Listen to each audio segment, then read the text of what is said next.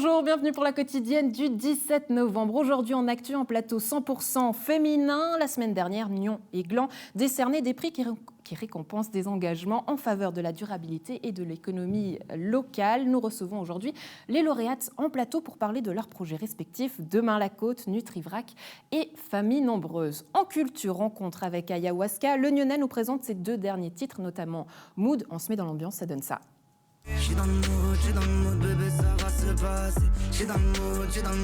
Et enfin, on glissera sur la patinoire de Terre-Saint, téléphone et patin au pied avec toi, Alexandre. Est-ce que ça glisse ou pas? Ça glisse, Andrea, à Coppet, avec le château en fond, voilà. Et comme tu vois, je suis habillé des bonnes couleurs, celles du club USTS Hockey, ici, qui se réjouit forcément de l'ouverture de cette patinoire temporaire ici à Coppet. Donc on va parler de tout ça avec Bernard qui est juste là. Voilà, à tout de suite. À tout de suite, magnifique. Tu m'avais caché tes talents de hockeyeur, mais ne sois pas trop bon, sinon on va te recruter et je serai un petit peu jalouse. À tout à l'heure, Alexandre. À Gland, le premier prix Nouvelle Économie a été décerné à 2 projets et divisé entre Famille Nombreuse et Nutrivrac à Nyon. La 12e édition du prix du développement durable de la ville a récompensé l'association Demain la Côte. Les lauréates sont sur notre plateau. Pour Demain la Côte, Valérie Mosnern-Léger, coprésidente et cofondatrice. Bonjour, bienvenue. Merci beaucoup d'être avec nous. Pour le prix et Nutrivrac, on reçoit Annen Matali, cofondatrice. Bonjour, bienvenue. Et enfin, merci. Valérie Bugès, fondatrice de Famille Nombreuse. Bonjour Valérie, bonjour. Merci beaucoup d'être avec nous. Alors, ce prix, tout simplement, déjà, qu'est-ce qu'il représente pour vous, Valérie ? Alors pour moi, ce prix représente une énorme récompense et une reconnaissance en fait pour le travail que j'ai fait. J'ai créé cette SARL il y a 4 ans. Je ne me suis pas beaucoup investie au début parce que je m'occupais plutôt de mes enfants qui étaient encore en bas âge. Et donc du coup, d'avoir cette reconnaissance de la part de professionnels, ça m'apporte beaucoup, ça m'apporte de la visibilité puis de la crédibilité.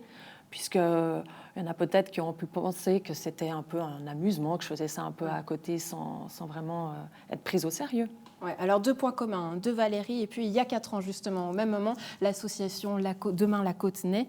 Aujourd'hui, ce prix, qu'est-ce qu'il récompense, Valérie Mosnern-Léger ? Alors, il récompense tous les engagements citoyens de la région et du district. 4 années au cours desquelles on a développé les Ripper Cafés mensuels. Le prochain, d'ailleurs, aura lieu à Gland, 20 novembre, et puis l'autre à Nyon, le 4 décembre. Il récompense tous les efforts vis-à-vis de l'énergie citoyenne avec Optima Solar La Côte et nos 2 et nos 2 toits solaires. Et puis, cette fois-ci, il récompense la fameuse carte de la transition, où nous avons rassemblé les 160 acteurs de la région qui s'engagent vers la transition. Et avec ce prix, on va leur donner beaucoup de visibilité. Alors on parlera dans un instant, on reviendra à ce prix. Annen Matali, pour Nutrivrac, qu'est-ce que ça représente ce prix ? Alors, ce prix, c'est d'une part donc une grande reconnaissance de la part de la commune de Gland et le service de la promotion économique de la nécessité de l'existence de tels projets qui permet de créer une dynamique économique, sociale avec comme objectif accompagner les citoyens dans leur démarche éco-responsable vers zéro déchet, idéalement, avec une démarche et attitude de diminution du gaspillage alimentaire, aussi un accompagnement éducatif sur le chemin de la nutrition, santé, et toujours donc gardons l'esprit de synergie d'action entre les différents partenaires locaux et pour s'inscrire dans cette démarche de circuit court, d'économie locale et d'éco-responsabilité. Ouais, alors par rapport à ces prix, justement, c'est vrai que Nutrivrac, c'est un commerce de proximité éco-responsable, vous l'avez dit, c'est un shop de denrées alimentaires en détail qui est vendu aussi en vrac. Mais on peut parler par exemple de Black Friday qui arrive la semaine prochaine. Comment vous visualisez cette journée ou quelle conscience vous en avez aujourd'hui à travers votre projet Nutrivrac ? Qu'est-ce que vous voulez en faire ? Est-ce que vous vous placez justement en concurrent de cette journée Black Friday ou pas du tout ? Quel est le Alors, message à vrai dire, notre projet, c'est un projet mixte, hein, donc il est pluridisciplinaire, c'est-à-dire donc il y a la partie shop et la partie proprement éducative via l'organisation des ateliers, l'accompagnement personnalisé. En plus, le côté consultation et accompagnement Mais comment est-ce qu'on santé. éduque les gens à voilà, finalement consommer local et préférer les circuits courts? Alors, déjà, commencer à montrer l'exemple, la disponibilité, parce que tout le monde, il y a une intention, il y a une motivation, mais la disponibilité, comment faire, c'est ça qui manque. Le fait de assurer la disponibilité des produits en vrac, des produits bio locaux, déjà, on montre le chemin. Deuxièmement, les conseils personnalisés. Quelqu'un qui vient, qu'on lui parle, il faut changer, réduire les protéines animales et opter pour plus de protéines végétales, par exemple. Il ne sait pas comment faire. Là, il trouve dans le... C'est que tout est possible. Tout est possible. Et vous en êtes justement la preuve, Valérie Bugès, voilà, par rapport à votre projet Famille Nombreuse. Vous avez une famille de 6 personnes, je crois. Oui, enfin 6 enfants, Ouais, plus 6 les enfants, parents. plus les parents, donc voilà. ça fait beaucoup de bouches à nourrir, Oui. beaucoup de personnes à habiller, et puis c'est comme ça que quelque part votre projet est né. Complètement.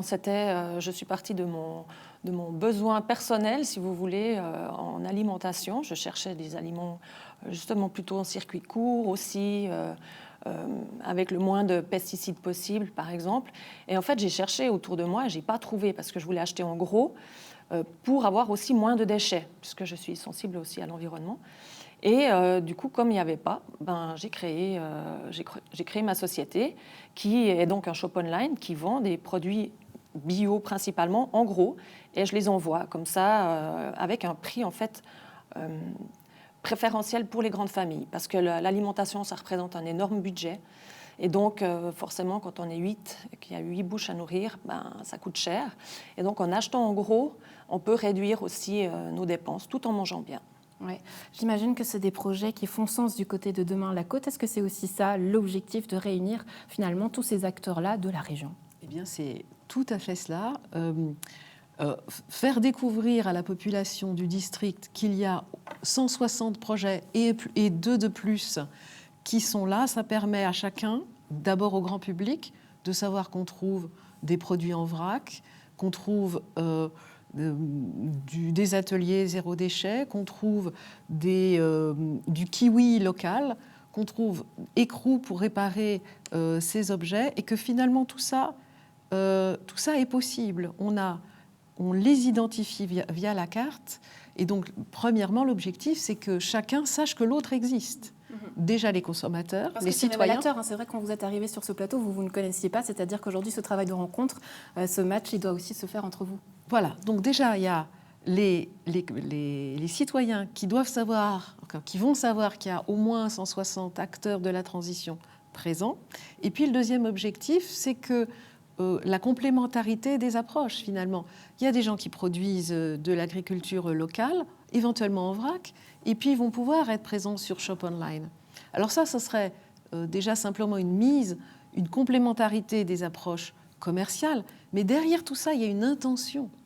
Et c'est ça qu'on veut faire promouvoir, montrer à chacun que c'est possible, et que ça existe déjà, et puis que c'est un écosystème complet. Ouais, un écosystème complet, quelque chose qui est là, qui existe. Mais est-ce que vous ressentez finalement encore une sorte de tabou, de gêne de parler aujourd'hui d'écologie? On a souvent cette image, hein, encore cet éco-bobo qui nous parle. Est-ce que c'est quelque chose que vous ressentez?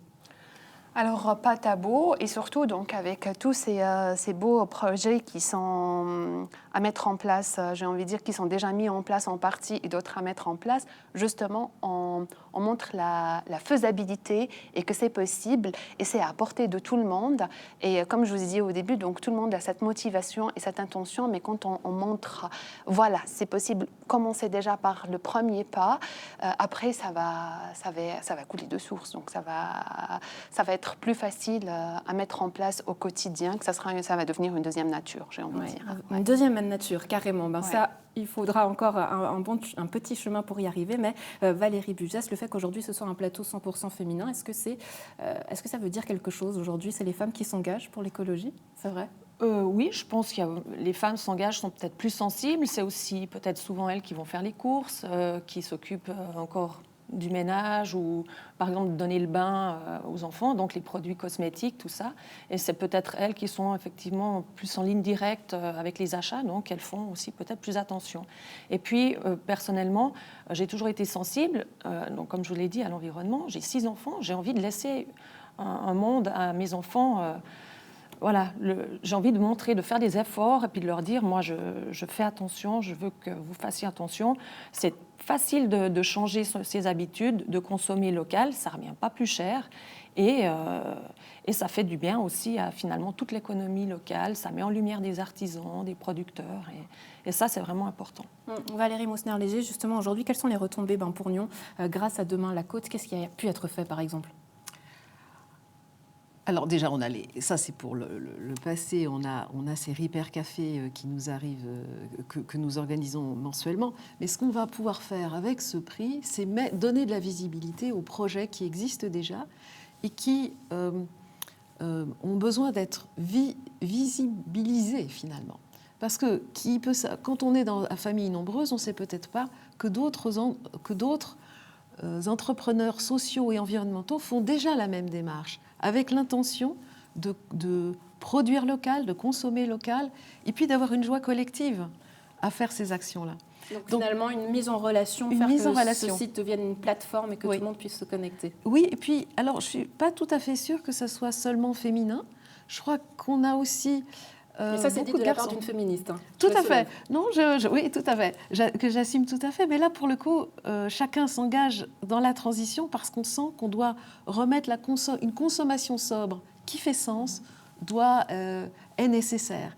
Et puis, beaucoup sentent aussi que le gaspillage des ressources ou le gaspillage alimentaire, ma foi, on ne va pas dans la bonne direction. Ouais, là, cette œuvre collective fait sens. Et donc, ça nous apporte de la joie. Ouais. Et on fait société avec cette joie de consommation sobre, de produits faits localement, de réutilisation des vêtements ou des objets. Donc je ne suis pas sûre que ça soit spécifiquement lié à être une femme ou pas. Des gestes simples et on en a tous une responsabilité et quelque chose à faire et à jouer justement. C'est ce que vous nous dites aujourd'hui. Merci beaucoup. Avant de vous laisser partir, peut-être où est-ce qu'on peut vous retrouver? On va commencer avec Nutrivrac. Où est-ce qu'on peut venir faire nos petites emplettes? Alors pour le moment, donc, on est à la recherche active d'un local. Déjà, on va commencer avec... Est-ce que le prix va y contribuer peut-être? Alors, en partie de la réalisation de ce projet. Mais pour le moment, il y a les arcades de pop-up à Gland qui vont s'ouvrir sous peu, et il y aura déjà un stand pour vous retrouver physiquement. Exactement, physiquement, peut-être pas sur le volet tout ce qui est produit en vrac, mais pour le conseil nutritif. Donc je serai là, et pour tout ce qui est certains produits, notamment les savons, produits corporels, on serait également là. Par contre, pour tout ce qui est alimentaire avec le silos et faire ses courses, ça demande plus de surface et ça ne pourrait pas être mis en place dans un espace en commun, ne serait-ce que pour tout de suite. Ouais. Pour Famille Nombreuse, c'est un site en ligne. Oui, c'est oikia.ch. Donc je n'ai pas de magasin physique, c'est uniquement online. Donc voilà. Là aussi, c'est une volonté de ne pas avoir de magasin physique? Oui, bien sûr, c'est pour éviter le gaspillage. Et puis la gestion des stocks, vu que je suis toute seule, donc je préfère faire comme ça. Tout en ligne. Demain, la Côte, les prochains événements? Alors, le Repair Café du 20 novembre à Gland, le Repair Café du 4 décembre à Nyon, et puis l'appel à une ou un stagiaire en communication pour refaire notre site et pour faire la promotion des acteurs de la transition sur notre carte qui recense les acteurs par type d'activité. Voilà qui est dit à la maison. Faites votre choix. Ils sont nombreux, tous à avoir aussi sur les différents sites internet. Mesdames, merci beaucoup d'avoir été avec nous. Très belle journée à vous. Et je vous propose tout de suite qu'on retrouve Alexandre sur la patinoire de Terre Sainte. Alexandre, comment ça va? Est-ce que tu as mis quelques buts ou est-ce que tu en es? Ça va bien. Écoute, on a eu le temps de s'échauffer avec Bernard qui est avec moi. Bonjour Bernard. Bonjour. Bernard qui est vice-président donc de l'USTS Hockey et puis qui est coach aussi pour ce club. J'ai envie de vous poser la première question, c'est heureux d'avoir cette patinoire-là. Depuis le 13 novembre, ça y est, elle est de retour, on peut retourner sur la glace. Oui, tout à fait, on est très très contents. Donc, on commence la 15e année du club, là. Et puis, on est à fond, toutes les équipes, les enfants, les moins jeunes aussi, on est tous à fond ici, ouais. De quel âge à quel âge est-ce qu'on patine au USTS hockey? Alors, on a toutes les catégories d'âge. On a donc les tout petits de 6 ans à 62 ans, en gros. Et on a une équipe féminine depuis 2 ans maintenant, qui sont à fond aussi, et qui sont encore plus ambitieuses que nous, je crois. Alors, ce club, il a 15 ans d'existence. L'USTS Hockey, qui a été créé, vous m'avez dit tout à l'heure, pour le plaisir, vraiment pour se faire plaisir ici à Coppet. C'est toujours l'ADN du club. Notre philosophie, donc la philosophie qui est maintenant dans toutes les petites patinoires, dans tous les petits clubs, c'est que le plaisir pour les enfants en général et les moins jeunes aussi, de se faire plaisir, de jouer au hockey dans le village, de pas besoin d'aller à Perpète pour jouer. Donc, on n'est pas du tout un club élitiste, on est là que pour... même les gens moins doués, ils peuvent jouer, il n'y a pas de souci. Et puis, quand ils viennent ici, ils ont la banane, comme je disais avant. Ils ont la banane parce qu'il n'y a pas de pression. On est dans un monde où il y a beaucoup de pression partout, dans les clubs de foot, etc., politique, musique. Donc ici, ils viennent que se faire plaisir, il n'y a pas de championnat. Oui, j'allais vous demander, pas de compétition du coup? Oui, on fait des compétitions, mais au jour le jour. On organise un match, par exemple, et les gars, ils veulent gagner, évidemment. Donc là, il y a une compétition sur une fois, mais il n'y a pas de points, il n'y a pas de classement. Donc une fois que c'est fini, on boit un verre, on rigole et tout va bien. Ouais, c'est ça. Alors, on boit un verre, on regarde quand même parce que juste derrière moi, il y a cette tradition du fameux petit restaurant et de la fondue à l'USTS Hockey. Après les entraînements et après les matchs, c'est la fondue ici. C'est clair que quand on organise tous les adultes, pour les enfants pas, mais il y a toujours, par exemple, Genève Servette vient chaque année, les vétérans jouent ici. C'est un exemple, il y a CP Mérin, il y a d'autres clubs. Mais la tradition après, c'est clair, tous ensemble, on mange la fondue, on boit un verre et on rigole. Ça, c'est sûr. Voilà, donc l'ADN de ce club n'a pas bougé. Donc là, c'est la reprise avec la réouverture donc, de cette patinoire ici. Alors, les entraînements, c'est quel soir à Coppet? C'est tous les mardis soirs, le mercredi soir pour les filles, le jeudi soir, le samedi matin et le dimanche matin très tôt pour les vieux aussi, pour les vétérans. Donc, ça fait 4 fois par semaine, 5 fois même. Ouais. 5 fois par semaine, et vous y êtes à chaque fois? Quasiment, ouais. On peut dire que ça fait, en 15 ans que je suis là, j'ai dû passer presque 5 jours par semaine ici. Mais ça tient la forme. Vous êtes là depuis le début, hein, Bernard, on précise quand même. Hein. Je suis membre fondateur, on est 3 membres fondateurs et on a encore 2 du comité qui sont membres fondateurs. Le président, il est venu juste 2 ans après, Stéphane Wade. Donc maintenant, c'est le président depuis 13 ans maintenant. Il fait un boulot incroyable. Voilà. Bon alors, on a compris pour les entraînements, vous nous donnez rendez-vous sur cette patinoire donc 5 fois par semaine. Pour les petits et grands, on l'aura compris. Est-ce qu'il y a une date à retenir prochainement pour un événement spécial avec l'USTS Hockey? Il y aura notre tournoi donc en mois de février, notre tournoi du club. On fait chaque année avec remise des coupes, apéro et tout ça. Donc tous les gamins du club font ce tournoi. Ça, c'est un moment important de notre saison. Et autrement, on organise des petits matchs, donc soit à Plan-les-Ouates, soit à Mérin, à Nyon, à Gland, etc., où il y a Carouge maintenant. Donc, au fur et à mesure de la saison passe, on va organiser ça. Merci beaucoup, Bernard. Merci d'avoir été avec nous. Alors, Andrea, je vais chercher une canne et puis on va faire quelques échanges avec Bernard. Voilà, on va profiter d'être ici à Coppet. Il ne fait pas trop froid, on est bien. Donc, voilà, à tout à l'heure. Et tu me passes le puck, c'est parfait. On passe à la partie musicale en culture. Je vous propose tout de suite, avant de recevoir l'artiste Ayahuasca, d'écouter un extrait et on en parle après. Je ne veux plus te perdre, je ne veux plus t'entendre crier. Tu sais c'est toi que j'aime même si j'ai du mal à l'avouer. Nos chemins se rejoignent, je vois que nos destins sont liés. On ne peut pas vivre sans l'autre même si ça semble insensé. Le ciel nous regarde et l'océan a su nous brasser. De blessures, la tristesse, je crois que tout ça ouais c'est du passé. Faut passer à autre chose si on veut pas que nos cœurs restent froissés. L'incendie dans tes yeux brûle sans jamais me lasser. J'suis dans le mood, bébé ça va se passer. J'suis dans le mood, plus question de me battre. J'te le prouve, bébé les vagues ont passé. Y'a plus de houle, on reste cool enlacé. Ayahuasca, bonjour, merci Bonjour, beaucoup d'être avec nous, un plaisir de vous recevoir sur ce plateau. C'est vrai que je dois avouer qu'on a plutôt l'habitude, ou en tout cas moi je vous connaissais sous un registre plutôt reggae raga. Ouais, aujourd'hui ça change complètement, pourquoi ? Pour s'enrichir de nouveaux univers, de nouvelles expériences, de nouvelles musiques. Le reggae, pour moi, c'est pas du tout fini, ça continue. J'ai toujours des morceaux qui sont en cours, des morceaux qui vont sortir, mais c'est plus pour élargir le panel. Et puis, des fois, on aime bien changer. Je pensais aussi peut-être comme certains peintres, ils ont des courants artistiques. Je considère que pour la musique, on n'est pas obligé de rester pour autant dans une case ou dans un registre, et puis que c'est intéressant de changer, de découvrir, d'expérimenter. Ouais. Expérimenter, mais dans le fond, est-ce que ça se fait encore vraiment d'écouter du reggae dancehall ou est-ce qu'on est vieux jeu quand on le fait? Du reggae, en tout cas, je pense qu'on n'est pas vieux jeu. Toujours un bon Bob Marley, ça passe toujours bien. Bon, ça me rassure alors. Ouais, non, clairement. Après, c'est vrai qu'il y a dans la région un peu peut-être moins de reggae dancehall qu'il y a 5 ou 10 ans, ça c'est clair. Mais en tout cas, le reggae existe toujours. Et après, la musique, c'est souvent aussi cyclique.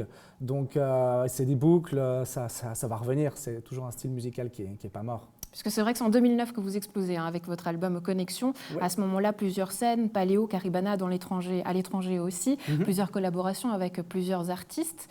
Aujourd'hui, est-ce que Ayahuasca collabore encore justement avec des artistes à l'international? Oui, à l'international, oui. Là, justement, j'ai fait un featuring avec un Américain, je crois qu'il vient de Boston, qui n'est pas encore sorti. Mais encore, par exemple, hier soir, j'étais en studio avec 2 artistes, avec Raïda et Méa. Et donc, j'aime toujours collaborer avec d'autres personnes parce que quand on est au studio et qu'on peut mélanger les énergies, mélanger les univers, ça donne toujours quelque chose d'intéressant. Donc, la collaboration est peut-être moins présente qu'auparavant, où j'avais fait vraiment un album de featuring. Donc là, j'ai plutôt beaucoup de morceaux solo qui vont sortir, mais j'adore collaborer et sur certains morceaux, plutôt faire des featuring toujours. Ouais, mais quelque part, ça a aussi changé, j'imagine, votre manière de travailler. Mais c'est assez fou qu'on se dise qu'aujourd'hui, un artiste de chez nous, de Gingin, nyonnais, et puis collaborer avec des artistes comme Akon, Ankou. Est-ce qu'il y a comme ça un nom qui vous reste?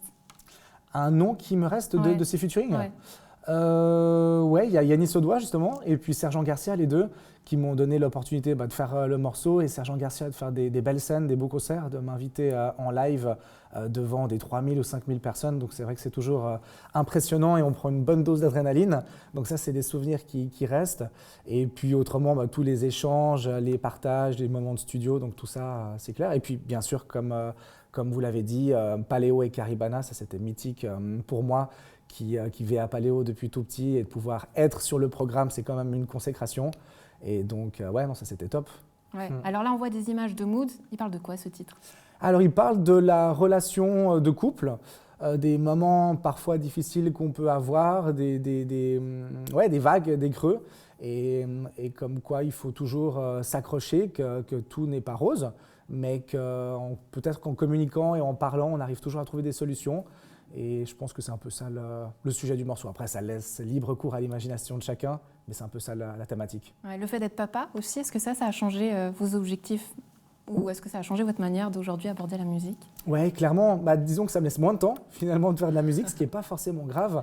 C'est que le temps que je consacre à cet art, finalement, c'est vraiment plus focalisé et beaucoup plus productif. C'est-à-dire que je passe moins de temps, mais finalement, je produis plus que ce que je faisais avant, presque à 80 ou 100%. Et puis aussi, on est obligé d'avoir... Il y a moins de déchets, c'est ça? Il y a moins de déchets et les choses viennent plus rapidement, plus spontanément. Et finalement, les enfants, ça nous ramène aussi dans le moment présent. Et donc ça, c'est vraiment enrichissant et ça permet de se recentrer et d'aller à l'essentiel peut-être. On écoute un deuxième titre, un extrait, et on revient. C'est pas possible de vivre comme ça, non, vivre comme ça. Je ne veux plus, non, vivre comme ça, faut que je bouge. Je m'éloigne du gouffre, tu me pousses à bout, mais pourtant je te prouve mon amour. Chaque jour je te le prouve, c'est toi qui veux la guerre et qui ferme la douche. Et on reconnaît aussi plusieurs têtes, Edem qu'on salue. Ouais, exact, bien vu. C'est aussi ça le projet, finalement faire que les gens humoristes, Edem humoriste, est-ce que aujourd'hui il y a aussi une conscience de votre côté de faire jouer, en tout cas interagir les personnes de chez nous? Oui, bien sûr. Edem, j'adore son humour, j'adore le personnage, j'adore l'humain qu'il est. Et du coup, je le voyais vraiment trop dans ce clip. Et puis clairement de partager des moments aussi avec d'autres arts, le théâtre, la danse aussi. J'ai des futurs clips qui vont sortir avec des danseuses suisses ou de la région. Donc clairement que c'est important de faire collaborer tout ça. Un univers beaucoup plus coloré, beaucoup plus léger. On parlait d'humour, c'est ça? Ouais, ce clip, ouais, il a aussi un peu une connotation un peu drôle, et c'est pour ça que j'ai aussi pensé à Edem. Et puis moins prise de tête, moins réfléchi, plus spontané, et du coup, ouais, c'est ça. C'est de nouveau un morceau qui parle un peu de la relation de couple. Donc là, il y en a une petite série. Heureusement, il va pas y avoir que ça, mais c'est des Vous êtes périodes. devenu un romantique. Ouais, où il y avait des choses qui avaient besoin de sortir en tout cas. Beaucoup d'amour et ça, c'est un message Ouais. positif. Ayahuasca, merci beaucoup d'avoir été avec nous. Et Merci puis, à puisqu'on vous. a parlé du Paléo Caribana, Oui. est-ce qu'on a des dates de concert? Parce qu'on imagine qu'une fois qu'on fait que sa promo, on a envie de les jouer Bien devant sûr. du public. Alors avec le Covid, c'était toujours Ouais. dur de se projeter, donc pour le moment, rien n'est prévu. Mais en tout cas, chaud à jouer dans les festivals qui m'inviteront ces prochains mois, donc à suivre. Peut-être qu'on vous verra sur une liste. J'espère. Hein, on Ouais. espère. Magnifique. Ouais. Pourquoi pas? En tout cas, le message est passé à Ayahuasca. Merci beaucoup beaucoup. d'avoir été avec nous. Très belle journée Merci à vous. À la maison, vous avez fait votre choix peut-être musical, sportif ou même projet durable. C'est à vous de choisir. Bonne suite de programme sur New Région Télévision. À demain.